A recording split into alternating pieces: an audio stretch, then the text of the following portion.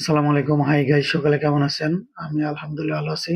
তো আমার ওয়াইফকে ডাক্তার দেখানোর পর বললাম, চলো বসে থেকে কি হবে, আমরা একটু ঘুরি গা। আমার ওয়াইফ বলতেছে শুধু ঘোরাইলে চলবে না, মার্কেটও করাই দিতে হবে। আচ্ছা ঠিক আছে। তো মিরপুর 10 নম্বর আসলাম, আসার পর টিকিট করলাম মেট্রো রেলে ওঠার জন্য। তো ট্রেন আসার জন্য অপেক্ষা করতেছি। অপেক্ষা করার পরে যে ট্রেন আসলো, ট্রেনে উঠে পড়লাম। ওঠার পর আমরা ফার্ম গেট পর্যন্ত যাব, কারণ বেশি দূরে যে লাভ নেই, আবার আমাদের মিরপুর 10 নম্বরে ব্যাক করতে হবে। তো আমরা টিকিট করলাম। টিকিট করার পর আপনার ভিতরে উঠলাম। অনেক কষ্ট হইলো, কারণ অনেক মানুষ উঠে এখানে। তো আপনারা মেট্রো রেলে উঠবেন, অনেক ভাল লাগবে, কারণ মেট্রো রেলে কোনো ক্যাচ ক্যাচ গ্যাস গ্যাস কোনো চিল্লাপাল্লা নাই। এই যে আমরা বনশ্রী স্টেশনে এসে বললাম। তো এখানে কম্পিউটারে সেট করা আছে ডিভাইস, যে কোন স্টেশনে আপনি যাবেন, এখানে এক আপু বলে দেয়।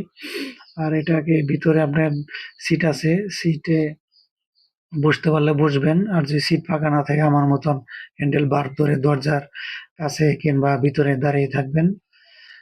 আস্তে ধীরে কথা বলবেন, এখানে পরিবেশ বজায় রাখবেন, সুশৃঙ্খল ভাবে দাঁড়িয়ে থাকবেন কিংবা বসে থাকবেন, কারণ এখানে অনেক মহিলা উঠে, পুরুষ উঠে, বৃদ্ধ উঠে।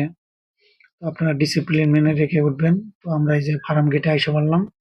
আসার পর ট্রেন থেকে নামলাম, নামার পর একটু অপেক্ষা করতেছি যে আরেকটা ট্রেন আসলে আমরা মিরপুর 10 নম্বরে রওনা দিব।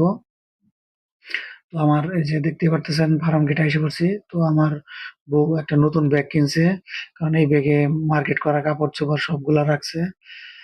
তো আপনারা বউকে নিয়ে গেলে টাকা পয়সা নিয়ে যাবেন, নাহলে বউ বায়না ধরলে সমস্যায় পড়ে যাবেন। তো আপনারা সকালে ভালো থাকবেন, শান্তিতে থাকবেন। আসসালামু আলাইকুম।